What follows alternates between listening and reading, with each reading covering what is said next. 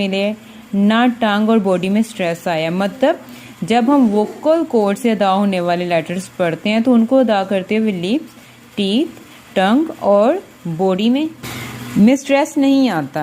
ठीक है, कोई स्ट्रेस फील नहीं करते। मतलब इजीली हम जो लेटर्स हैं ना वो इजीली हम अदा कर पाते हैं। ठीक है, जबकि जो बाकी कॉन्सोनेंट्स हैं उनको अदा करते हुए हमें स्ट्रेस बॉडी में, लिप्स में, टीथ में और टंग में फील होता है। ठीक है, ये क्लियर है। वोवल्स वो लेटर्स होते हैं जो हमारी डायरेक्टली वोकल कॉर्ड से आते हैं। ठीक है, जैसे मैं एग्जांपल्स दे रही हूँ, एन, आर।